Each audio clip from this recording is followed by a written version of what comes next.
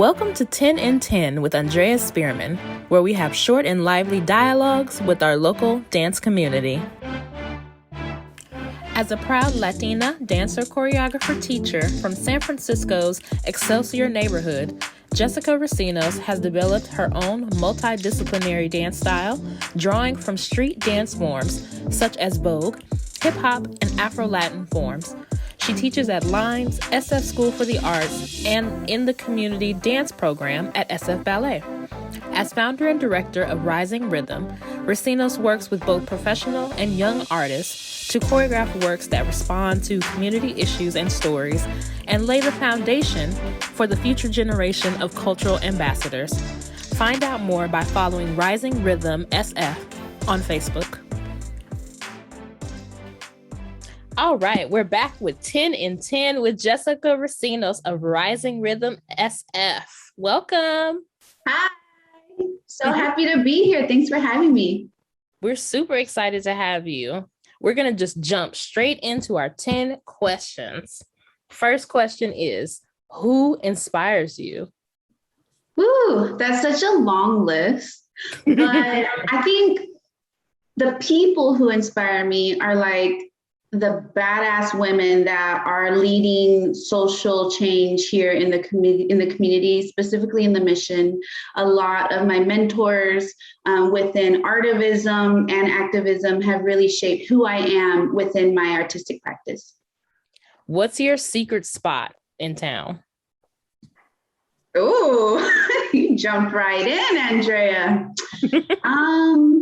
Depends what decade of my life. And all the time. My secret spot. I love my room. I think it's great. It's somewhere where I can have my own sanctuary. But I have a bunch of secret spots around with different people and different friends. So they can continue to be a secret. Aha. She said, keep it a secret. Okay. Well, what's your favorite Bay Area institution? Basically growing up here in the city, having access to the cultural arts wasn't something that I was able to have when I was a youth because my family couldn't afford it. And so one institution I really do love is the Boys and Girls Club, because it does provide a lot of opportunity for youth and emerging artists to play around and see what they like. And they allowed me that opportunity to create Rising Rhythm. I believe in around 2011, 2012 was where I started to really cultivate my artistic practice. Love it. This is an either or question, really quick, fast. Dancing indoors or outdoors? Ooh, I love outdoors. I love community. I also love being safe. So safety first. Intricate costumes or all black? Honey, give me all the glamour. Give me all the colors.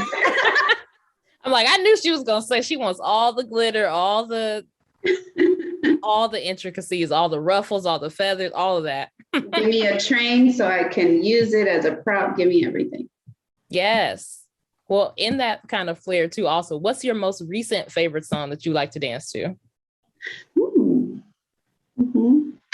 It's completely opposite of what I just said, but I've been listening to the Love Jones soundtrack, and it's really been getting me into my body, into making me feel just loving myself. So slowing it down a little bit, getting a little bit more sensual and accepting my body for what it is and my health and just feeling beautiful. Oh, I'm here for that. Okay, this one is situational. So another artist is delayed to the show and you have to take the stage to fill in the gap. Do you freestyle to music or silence? Oh, I love that question. Well, I love a freestyle. I think I love a dramatic moment. So I probably could do it in silence, because a part of my artistic practice is connecting to rhythm and the internal rhythm within your body. So sometimes music or recorded music could already lead your artistic vision in a certain way because of what has already been created. So within the silence, it's an opportunity to create anything on the spot with using your first instrument ever created, which is your body. Snaps to that. I love that internal rhythm. What's a piece of advice that has stayed with you over the years? There's actually this is actually like a little mantra that I want to read because it is something that's very dear to me that I will just always hold with me and pass down to my students, pass down to my colleagues. So it goes, I focus on only the things I have total control over, my effort and my attitude. I love what I do and I attack each day with joy and enthusiasm. I dream big and I ignore the naysayers. I am relentless and I will never give up on my dreams. And I choose faith over fear. I love that. I love that. That's fantastic. So in this kind of in that same strain of like passing things on to your students, what's a future goal or dream? Yes. Okay. Well, the biggest thing that I focus on within Rising Rhythm is inclusivity, but specifically, I definitely focus on providing a culture within my company where we discuss issues surrounding historical exploitation and cycles of oppression within Black and Brown communities.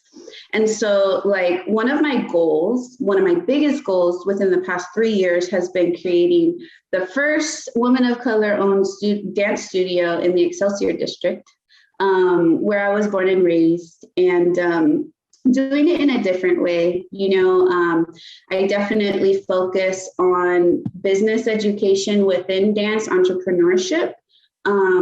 Within my artistic practice, because, a lot of times we have established or emerging artists paying each other to be in each other's projects. And then we have this amazing product, and then we are all in $1,000 of debt because of the project, because we are not able to have a sustainable wage within our career in the arts. And so I want to shift that narrative and, by investing in my own business education and mentorship, the biggest thing that I am teaching is that in order to fully teach and understand financial literacy to a community, we must be provided a livable wage to even play with, or else it's just knowledge and something that they're not able to attain. And so during my discussions with my business coaches and mentors, we've really discussed that, how some artists, mostly a lot of the artists I know, will have 2 to 5 jobs just to sustain, their rent and all of their bills and everything. And so that leads to a lot of exhaustion and, resentment towards the art. And it shouldn't be like that. And so within Rising Rhythm, we're slowly shifting that narrative by investing in our own business education, mentorship, and connections to be able to financially invest in artists who will begin to flow in and out of our studio. So what haven't we asked you that you want people to know? We are gearing up to open up our studio in January 2022. So we are hiring 3 instructors for our pilot program for our training course, practicing all of these business education practices within it. So we're really excited for that. I am an Aquarius. So you fellow Aquarius out there, let's link. And then the final thing, show us your favorite dance move. Ooh. Oh, that's so hard because I practice so many different styles and I have one in each style, but I'm gonna just give what I feel right now. I just like a little head whip with a little snap, something just keep me, fresh and ready to go. Hey, I love it. Thank you all for joining us again with 10 in 10 with Jessica Racinos representing Rising Rhythm SF. Bye. For additional content that reflects our dynamic dance community, visit our In Dance article archive at dancersgroup.org.